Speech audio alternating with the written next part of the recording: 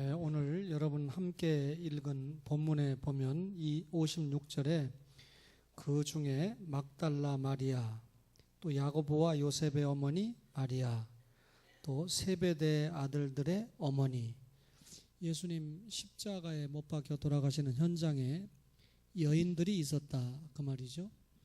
예수님께서 십자가에 못 박혀 돌아가시는 현장은 여러분과 저를 구속하는 대속의 현장 아닙니까?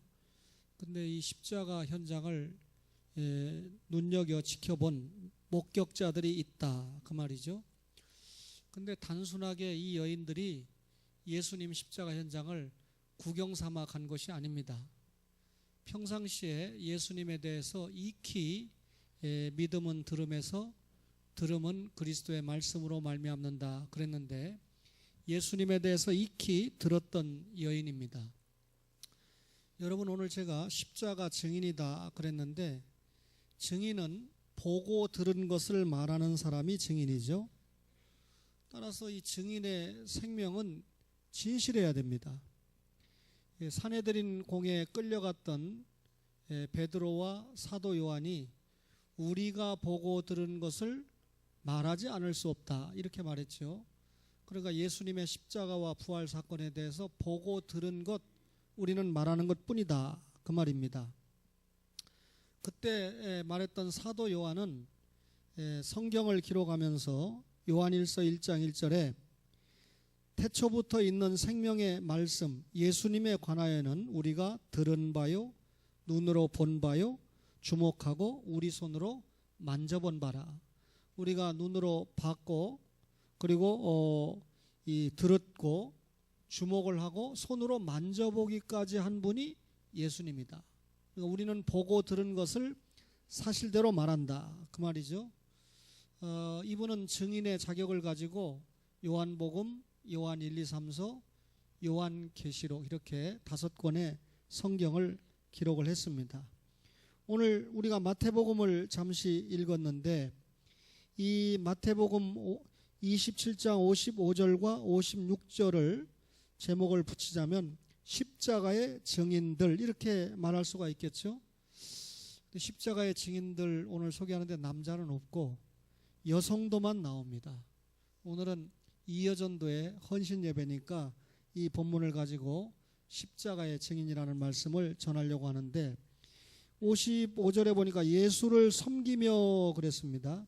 십자가의 증인은 예수님을 섬기는 자들입니다. 여기 섬긴다 이 말은 드린다, 섬긴다, 드린다 같은 말이죠.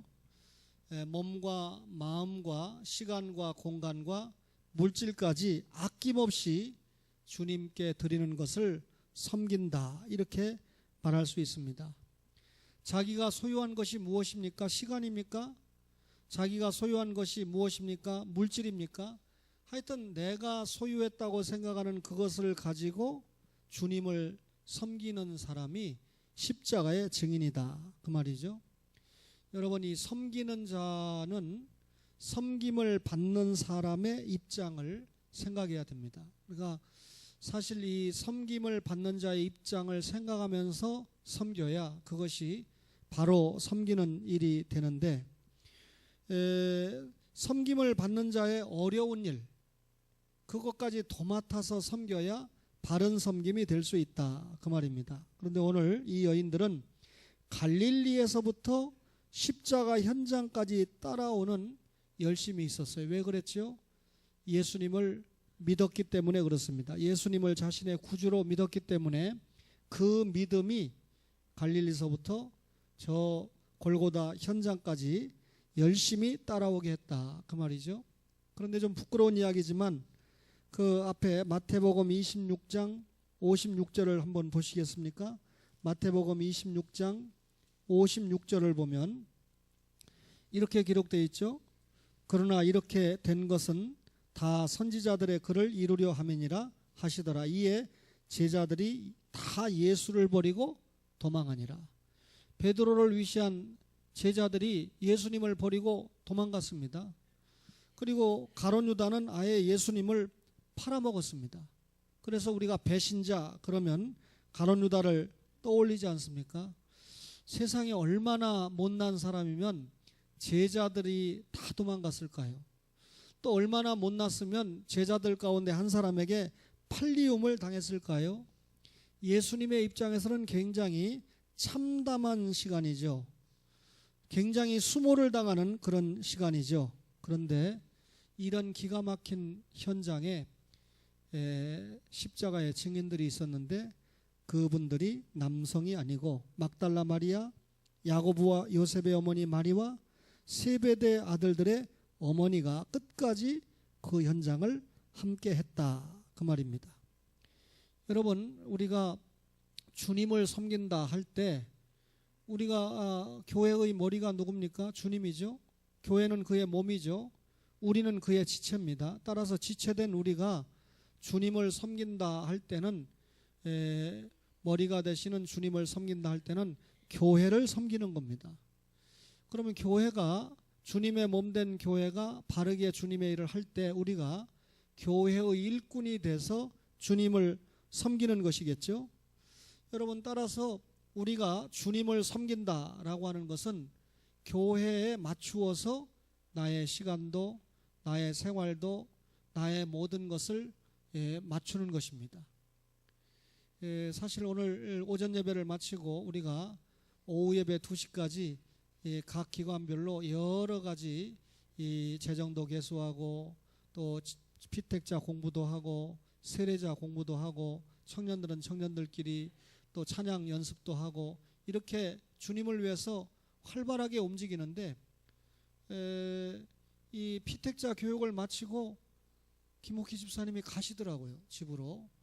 그때가 1시가 조금 넘었을라나. 그런데 저는 오늘 여러분 너무 점심을 오래간만에 잘 먹어서 그대로 있으면 과당을 가지고 있기 때문에 이 앞에를 왔다 갔다 하면서 묵상도 하고 사진도 붙이고 하면서 운동을 충분히 했습니다. 그래 아주 정상적으로 여러분 앞에 이렇게 섰는데 집사님이 지금 가시면 안 오실라는 거다 이렇게 생각을 했는데 쑥 뒤를 둘러보니까 한 찬양할 때 미리 이미 도착을 해서 찬양을 같이 하고 있는 모습을 보고 얼마나 감사했는지 몰라요.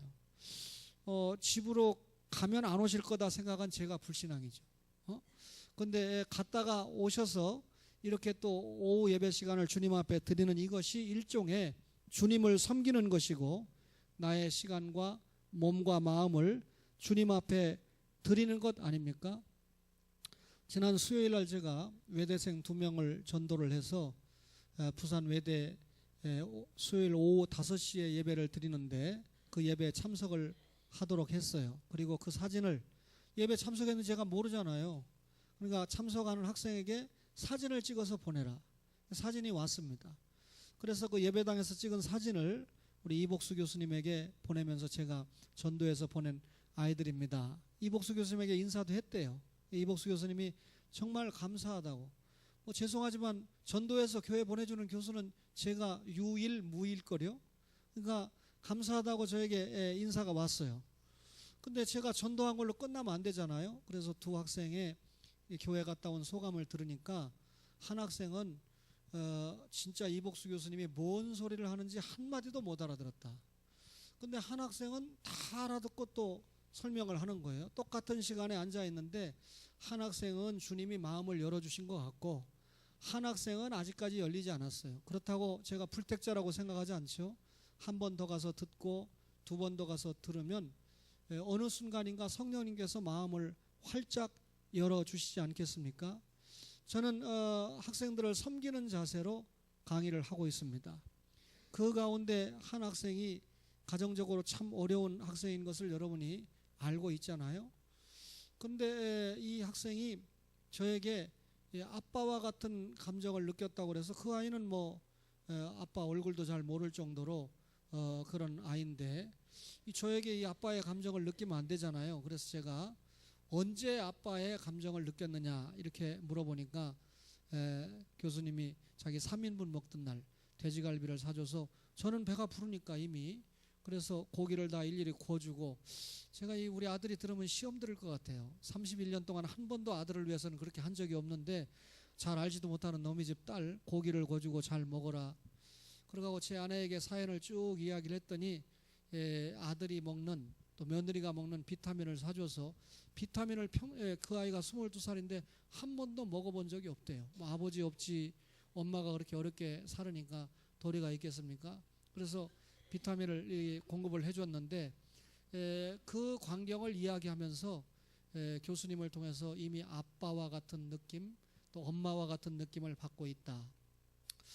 제가 제 아내에게 솔직하게 다 공개를 한 것은 아들 같으면 별 문제가 없는데 딸 같은 아이가 저하고 가까워지니까 제 아내가 여러 가지 상황을 좀 처리해 주는 게 훨씬 낫겠다 싶어서 제 아내에게 소개를 해주고 전화번호도 알려주고 둘이 소통을 시작을 했습니다. 어쨌든 이 아이가 22년 동안 굉장히 어려운 환경 속에서 살고 또 엄마가 암으로 천국을 갔는데도 믿음을 저버리지 않고 신앙생활을 제대로 하고 학교생활을 제대로 해나가는 모습을 보면서 이런 아이에게 버팀목이 돼주라고 제가 왔다 갔다 하는 거지 단순하게 무슨 아이들 가르쳐서 사례나 좀 받고 이런 의미는 아니다라고 생각하는 거죠. 무슨 말입니까? 주님을 섬긴다라고 하는 것이 이런 일이다. 저는 저대로 주님을 섬기고 있고 여러분들은 여러분대로 여러분의 장소에서 여러분의 시간을 가지고 여러분의 소유를 가지고 주님을 섬기고 있는 것이죠. 우리가 십자가의 증인 예수님을 섬기는 자들입니다. 십자가의 증인은 예수님을 따라가는 자들인데 55절을 볼까요? 55절에 보니까 예수를 섬기며 갈릴리에서부터 따라온 많은 여자, 갈릴리서부터 따라왔다. 예수님을 따른다. 이 따른다라고 하는 말은 한 번 따라가고 끝나는 게 아니고 계속해서 따라간다. 어디까지 따라갔죠? 갈릴리부터 십자가 현장까지 따라갔어요. 제자들은 따라갔습니까? 안 따라갔습니까? 안 따라갔어요. 근데 이 여인들은 십자가 현장까지 배반을 모르고 따라갔습니다. 중도 하차하지 않고 끝까지 따라갔습니다. 여러분, 우리가 신앙을 가지고 예수님을 믿고 주님을 따라가는데 여러 가지 방해 요소가 많아요. 얼마나 많은 환경이 우리가 주님을 따라가는데 방해를 놓는지 모릅니다. 세상의 유혹이 얼마나 우리가 주님을 따라가는데 방해를 하는지 모릅니다. 그런데 오늘 끝까지 갈릴리서부터 예루살렘 골고다 현장까지 따라온 여인들은 이런 환경이나 세상 유혹을 다 결별해버리고 끝까지 예수님을 따라왔다. 십자가의 증인입니다. 여러분, 우리가 역사 속에서는요, 주님을 따라가다가 순교까지 불사한 사람들이 참 많습니다. 역대하 24장 20절 이하에 보면 스가랴 선지자가 요시야 왕에게 바른 말을 하다가 순교를 당했죠. 사도행전에 보면 스데반 집사가 복음을 전하고 순교를 당했죠. 예수님의 12제자 가운데 야고보가 순교를 당했죠. 제일 먼저. 그리고 수제자인 이 베드로도 순교를 당하지 않았습니까? 세례 요한도 순교를 당하지 않았습니까? 여러분, 콘스탄티노플에 있었던 대설교가 크리스스톰이라고 하는 설교가 있었습니다. 지금부터는 그분을 제가 톰이라고 이야기하겠습니다. 근데 이분이 황태우의 미움을 받아가지고 여러 번 정배를 당했는데 황제 왈레가 톰에게 묻습니다. 네가 만일 예수님을 배반하지 않으면 내가 너를 멀리 귀양을 보내버리겠다. 그러니까 톰이 뭐라고 대답하냐면 세상 모든 것이 내 아버지의 집이기 때문에 어디로 귀양을 보내든지 상관이 없습니다. 당신이 나를 어디로 귀양 보내든지 나는 아버지 집에 있을 것입니다. 이렇게 답을 했습니다. 그러니까 황제 왈레가 또 그럽니다. 또 뭐라고 하기 전에 이 톰이 그럽니다. 만약에 당신이 나를 바다로 보낸다면 요나같이 될 것이고 당신이 나를 산으로 보낸다면 엘리야와 같이 될 것이고 당신이 나를 감옥으로 보낸다면 예레미야 같이 될 것이고 만약에 황제 당신이 나를 사자굴에 보낸다면 다니엘 같이 될 것입니다. 그러니까 황제가 야 이거 보통 놈이 아니네. 이거 내가 잘못하면 지겠다. 그러니까 황제가 자기의 권세를 가지고 그러면 내가 너를 죽여버리겠다. 이렇게 얘기합니다. 그러니까 톰이 뭐라고 얘기하냐면 당신이 권세를 가지고 나를 죽일 수 있겠지만 나의 생명은 이미 예수님 안에 있기 때문에 능히 죽이지 못할 것이다. 네가 나를 죽인다고 한들 내가 육신적으로는 죽는다 표현이 될지 모르지만 나는 이미 그 순간에 주님의 품에 안겨서 영원히 살고 있을 것이다. 그 말이죠. 그러니까 황제가 이제 화가 났습니다. 내가 네 재산을 몽땅 몰수해 버리겠다. 그러니까 톰이 대답하기를 내 재산은 이미 모두 하늘에 간직되어 있기 때문에 당신이 빼앗지 못합니다 라고 이야기합니다. 그러니까 마지막으로 황제가 이야기합니다. 그래? 그러면 내가 너를 네 친구들로부터 완전히 격리를 시켜버리겠다. 이렇게 이야기합니다. 그러니까 톰이 뭐라고 얘기하냐면 예수님이 나의 친구입니다.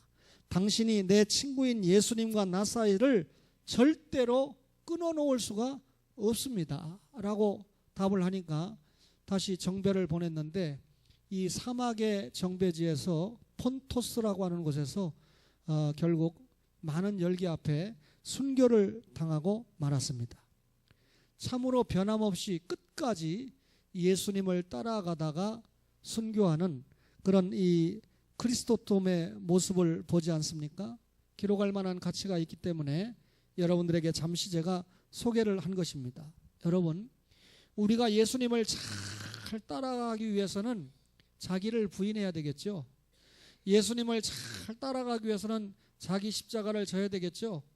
예수님을 잘 따라가기 위해서는 주님과 교제를 잘해야 되겠죠. 예수님을 잘 따라가기 위해서는 결국 주님만 따라가야 될 거 아닙니까? 그분과 함께 살아야 될 거 아닙니까? 그러려면 한마디로 말하면 우리가 세상과 결별을 잘 해야 됩니다. 오전에 사랑으로 교회 목사님 이야기를 했는데 아파트 건설 현장의 소장이었어요. 뭐 큰 대기업은 아니라도 중소기업에 그래서 먹고 사는데 지장 없었는데 그만 이 뜨거운 열정을 가지고 신학 공부를 할 때 아예 자기는 할아버지 할머니들을 위한 전문 사역을 하겠다 하고 신학교에 와서 부산 총회신학교에서 저에게 공부를 4년인가 하고 그리고 이제 교회를 개척을 했습니다. 그 개척한 교회가 사랑으로 교회인데 이제 한 4년 동안 사랑으로 교회를 섬기면서 그동안 조금 가지고 있던 거 다 주님을 위해서 투자를 했죠. 어렵습니다. 그러니까 목사님이 지금 그나마 할아버지 할머니 모시고 사역을 하니까 사모님이 돈을 벌어오지 않으면 안 되는 경우가 한국교회 많이 있죠. 사모님이 제 아내에게 사정을 이야기하더랍니다. 아내가 물어보니까 아파트에 청소하는 걸로 들어가면 얼마든지 자기가 들어갈 수 있는데 4대 보험도 되고 월급도 제법 되는데 주님의 일을 할 수가 없습니다. 할머니들이 위급한 일이 생기면 가서 도와드리고 신방도 가고 해야 되는데 남편 목사님 혼자 할 수도 없고 해서 상가를 청소하는데 오전에 2시간 또 다른 상가 가서 오후에 2시간 이렇게 알바로 청소를 하면 2만 한 7천 원 정도 하루에 수입이 생기는데 그날은 제가 간다고 해서 오후 2시부터 하는 청소를 약간 뒤로 밀어놓고 우리 미정 집사님이 점심을 사주셔서 함께 점심을 먹고 교제하는 시간을 가졌습니다. 그냥 제가 웃으면서 그랬어요.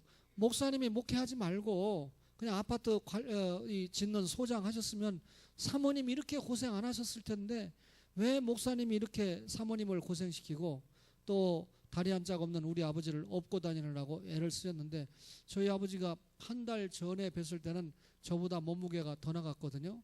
참고로 제 몸무게가 66kg입니다. 저희 아버지 그 당시에 75kg 나가셨거든요. 지금 한 10kg 가까이 빠지신 것 같아요.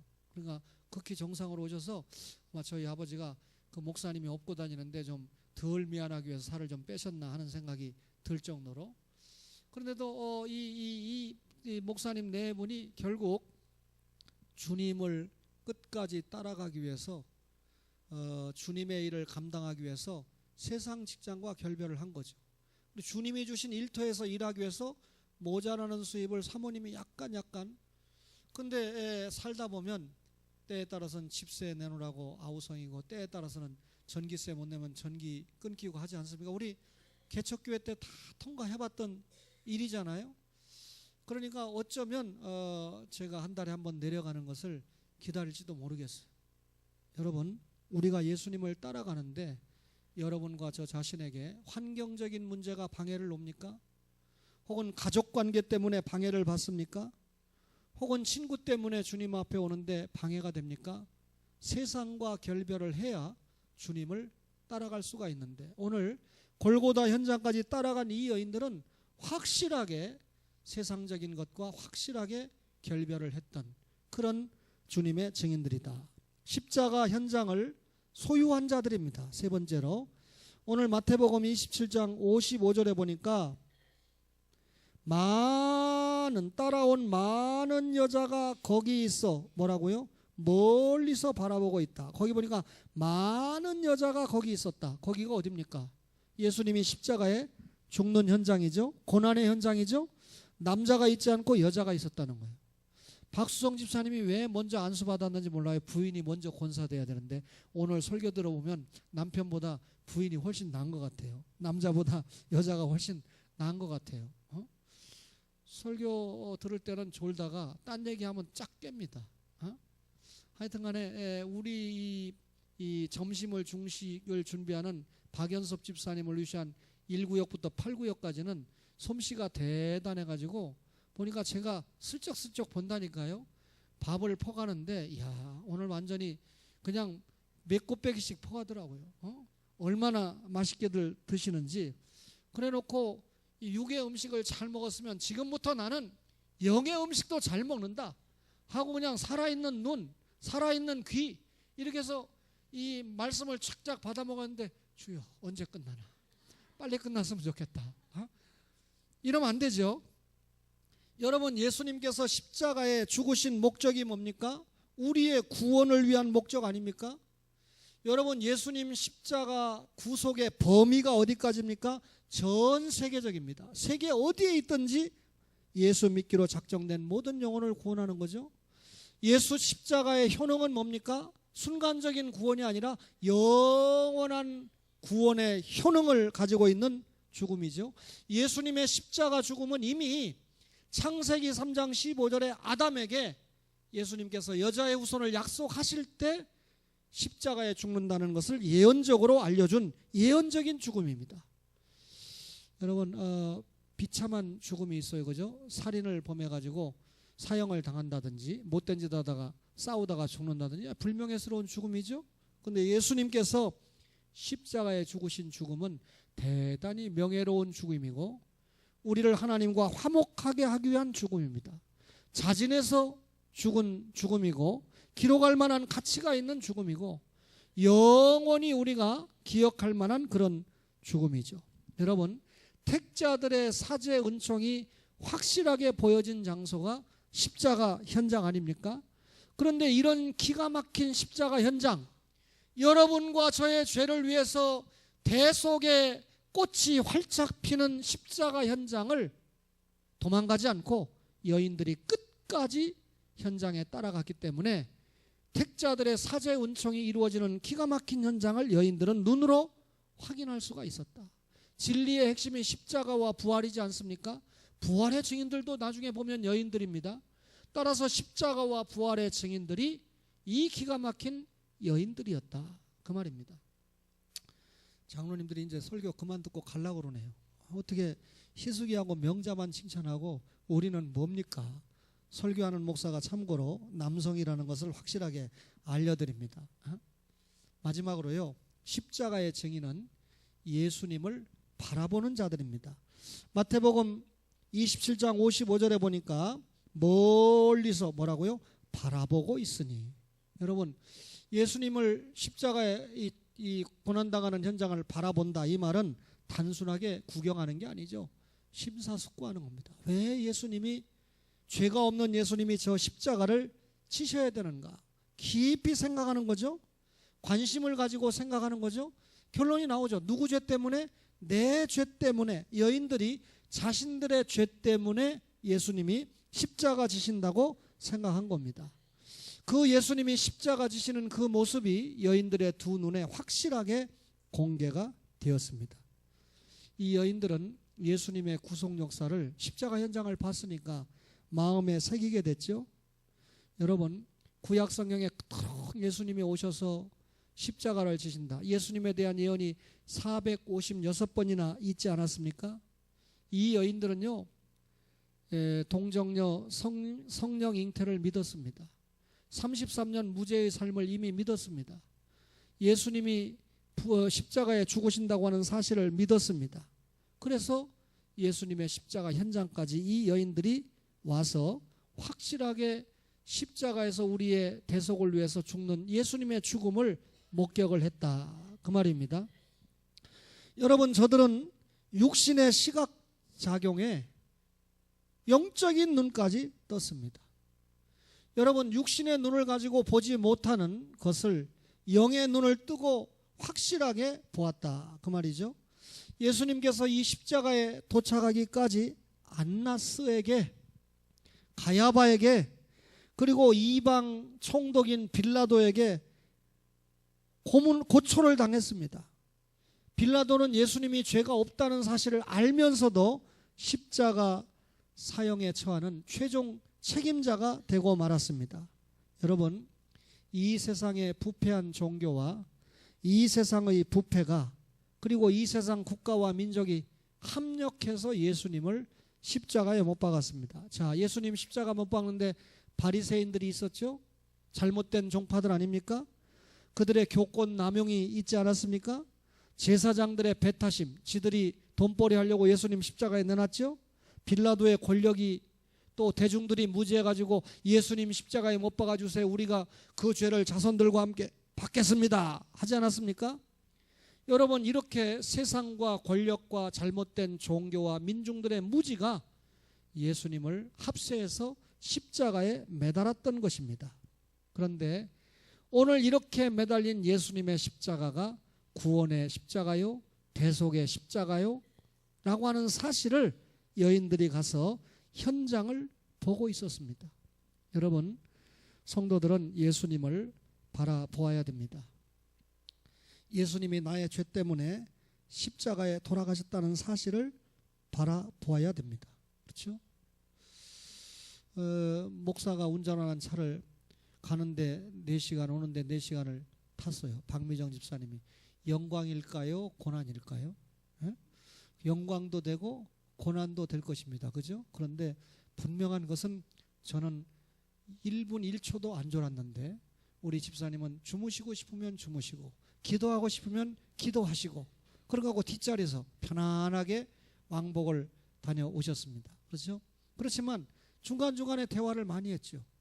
제가 옛날에 들었는데 잊어버렸어요. 이제 제가 지금 올해 69세 아닙니까? 잊어버렸어요. 옛날에 들었는데 집사님 어떻게 광주에서 여기까지 왔습니까? 광주는 도대체 인구가 몇 명입니까? 근데 잘 대답을 못하니까 떠나올 때는 40만 명이었으니까 지금 147만 명이에요, 광주가. 제 아내가 옆에서 째깍째깍 인터넷 검사를 광주 몇 명, 울산 몇 명, 대전 여기 우리 인천 몇 명. 그래서 제가 전국 6대 도시의 인구를 그때 다 들었어요. 그래 이제 그게 아이들한테 공부할 때 가르칠 때 조금 또 필요할 때가 있으니까. 그리고 도대체 우리 교회를 어떻게 나왔습니까? 하면서 쭉 이야기를 들으면서 하길의 할머니한테는 나라에서 얼마 나옵니까? 예, 얼마 나옵니다. 또 하길의 할머니가 옛날에 국민연금을 넣어가지고 국민연금을 얼마 받습니다. 이게 딱 저한테 나오더라고요. 근데 그렇게 듣고 제가 한 말도 안 했어요. 그랬는데 집사님이 사랑으로 교회를 쭉 이야기하다가 이제 어머니가 사랑으로 교회 나가니까 사랑으로 교회 11조를 드려야 되겠네요. 드려야 되겠지요. 그래서 제가 그렇게 하시라고. 그래서 저희 아버지는 이미 사랑으로 교회 11조를 드리고 있거든요. 그러니까 이제 미정 집사님이 어머니를 위해서 감사원과 주정원만 드리는 게 아니라 이제 11조까지 보태드리면 그 교회 우리가 지나가다가 여러분 저한테 간증 많이 들었죠. 88년도 89년도에 지나가다가 어떤 분이 10,000원만 감사헌금 해주면 그게 제 일주일 생활비였다니까요. 세 식구가 상훈이와 함께 세 식구가 먹는 생활비였다니까요. 오늘 글이 나갔죠. 형제들이 헌금해 주는 걸 못 해주겠어요. 어떤 목사가. 내가 형을 의지하지 주님을 의지하지 않는다. 얼마나 진리의 말씀입니까? 근데 제가 형이 헌금해 주면 형을 의지하겠습니까? 빨리 자립해 가지고 주님의 일 도하지. 그렇죠? 그런 기사를 오늘 제가 기록에 목양수필에 올린 것 같은데, 우리 신현병 집사님과 하길의 성도님 위해서 자녀들이 물질을 투자해도 안 아까운 이유가 주님 앞에 확실히 달라졌어요. 한 5년만 빨리 하고 저희 아버지가 다리만 안 잘랐으면 제가 하길의 성도님을 우리 어머니로 모시자고 미정 집사님한테 제가 꽈을 텐데, 저희 아버지가 지금 잘 걷지를 못하시니까 상당히 부담이 되는 입장이잖아요. 여러분, 예수를 바라보는 십자가 증인 하길의 성도님과 저희 아버지가 지금이라도 하나님 앞에 상급을 많이 쌓고 있다. 그분들이 상급을 쌓기에는 초원교회보다는 사랑으로 교회가 훨씬 유리하다 판단했기 때문에 하나님께서 마산까지 격리를 시키셔서 사명을 감당하게 하고 있다, 이렇게 생각을 하고 있습니다. 여러분, 십자가 증인을 만나보았습니다. 예수님을 섬기고 예수님을 따르고 십자가 현장을 소유하고 구세주 예수님을 바라보는 자들입니다. 우리 교회가 후원하고 있는 크리스탈 크리스찬 처치가, 여러분, 우리 선교사가 왔을 때 처음에 교회 짓고 학교 짓고 병원 짓고 한 그대로입니다.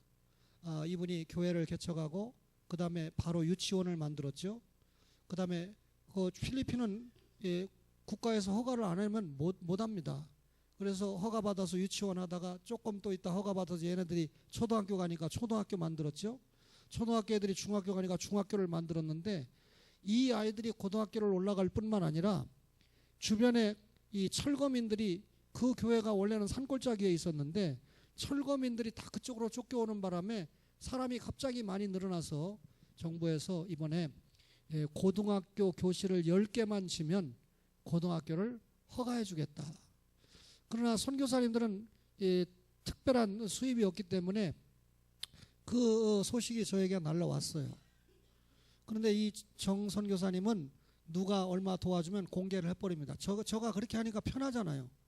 근데 보통 선교사들은 10 가운데 9이면요, 그런 건수가 하나 생기면 고지를 합니다. 그러면 전국에서 감동받은 성도들이 1억만 필요한데 100억이 들어오면 나머지 99억은 자기 주머니에 들어가는 거죠. 특별히 고시성 가진 사람들이 그 짓을 잘하더라고요. 여기 우리 고시가 있으면 괜히 시험은 받지 마세요. 그런데 이 선교사님은 다 공개를 하니까 이 경비가 필요한 부분에서 오버가 되면 다시 고지를 합니다. 그리고 크로즈를 합니다. 닫아버립니다. 제 마음에 우리 교회가 아직 장로님들하고 상의는 한 바가 아닙니다만은 부활절 헌금 보태고 또 후에 우리가 또 임직을 하게 되면 임직에는 의무적으로 헌금하는 건 아닙니다만 약간의 또 감사가 있을 때 이런 그 기가 막힌 헌금들이 하나님 앞에 좀 표가 나게 사용이 돼야 되겠다 하는 마음으로 초원교회 혹은 초원교회 임직자 이름으로 교실을 우리가 한 칸, 여기 한국에서 교실 한 칸 만들려면요 100~200만 원 가지고 되는 게 아니에요, 그죠? 근데 필리핀 거기는 땅이 있기 때문에 얼마 안 하면 교실 한 칸 짓고 한 칸 질 수가 있습니다.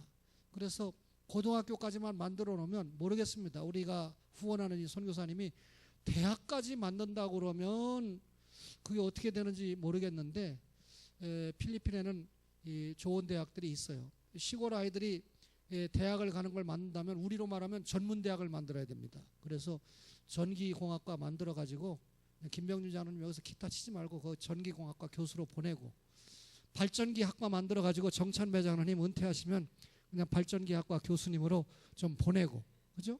아니 농담 아니에요.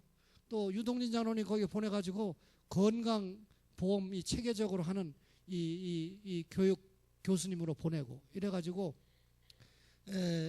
나중에 대학까지 만들 수 있을라나까지는 모르겠습니다. 참 진실하게 선교를 하니까 하나님께서 축복의 기회를 많이. 그래서 여러분 그냥 맡아놓고 그 현장에 가면 유년주일학교 중고등학생, 이제 중학생, 앞으로 고등학생까지, 그리고 주일날 가면 이제 그 부모들까지 이래가지고 자연적으로 이 정선교사님이 복음을 전하는데 정선교사님이 조만간 우리에게 오겠습니다만 과거에 여러분들이 설교를 들어보면 선교사님들이 오면 복음 안 전하잖아요.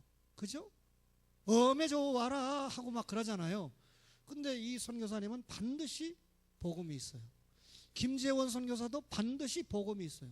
선교지에 가서 반드시 복음을 전하는 분들이 복음을 전하는 것이지 않습니까? 우리 초원교회가 보람있게 주의 일을 감당하고 있다. 여러분 오늘 말씀을 받은 이여전도회, 오늘 특성하신 분들이 이여전도회 구성원들 맞습니까? 이야, 정말 우리 초원교회가 특징이 뭡니까? 제가 목사님들하고 대화할 때마다 스트레스 받는 게 있어요. 뭐가 하냐면 식사 문제 때문에 교회마다 엄청난 스트레스더라고요. 식사 문제 때마다. 또 청소하는 것도 아예 그냥 스트레스가 되니까 그냥 교인 가운데 좀 어려운 분이나 아예 토요일 날 되면 청소하는 사람을 일당을 줘가지고 그냥 청소를 시키는 교회가 많아요. 근데 여러분 이렇게 저렇게 나가는 돈이 다 여러분 이 뭡니까? 주님 앞에 드려진 헌금인데 그 헌금이 가급적이면 구령과 양육에 사용되는 것이 좋지 않습니까?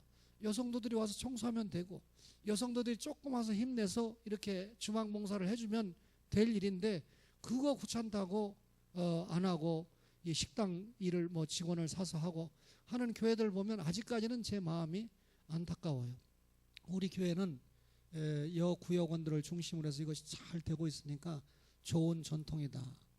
여러분 오해하지 마세요. 이 전통이 안 깨질 것 같아요. 왜냐하면 지난주 금요일 날 박병식 목사님 모시고 설교를 듣고 돌아오면서 제 아내가 저보고 여보 사람 많이 모으려고 생각하지 말고 저렇게 설교하세요. 박병식 목사님이 그날 추신 설교하세요. 우리 부부가 지금까지 예수 믿고 40년 가까이 되는 동안 제일 감격적이고 감동적인 설교를 들었습니다. 이런 분이 은퇴했다는 게 너무나 안타깝다. 이게 우리 황영성 목사님도 그 자리에 참석해서 은혜를 받고 역시 선생님 아닙니까 하고 손을 꽉 잡아주시지 않았는가. 다시 말하면 제 아내가 이제 초신자들 오면 초신자들에게 비율을 맞추기 위해서 그냥 뭐 복받으라 이런 설교만 하려고 하면 안 되니까 오리지널로 하나님이 전하고자 하는 박병신 목사님 말씀한 그대로 성경 파가지고 성경 말씀만 그대로 전해라. 그 얘기는 뭡니까? 많이 안 모인다 그 말이죠. 많이 안 모여도 모여있는 성도들에게 하나님 말씀 제대로 전하는 목회하다가 주님 앞에 판결을 받아라 하고 제 아내가 그렇게 이야기를 하더라고요. 사실 저는 이제 다음 주부터는 포기하고 부활절 되면 새로 부활을 해가지고 이제는 성경 안 보고 평상시 이렇게 해서 설교하면서 좀 재미있게 좀 이렇게 하려고 마음을 먹었는데 제 아내가 그러면 잘못하면 또 결별하자고 할 것 같아서 주님의 말씀만 끝까지 잘 전하려고 합니다. 사랑하는 초원의 가족 여러분, 주님의 말씀 앞에서 주님의 말씀의 증인이 되어서 십자가 현장을 소유하고 끝까지 승리하시는 초원의 가족들 되시기를 간절히 바랍니다.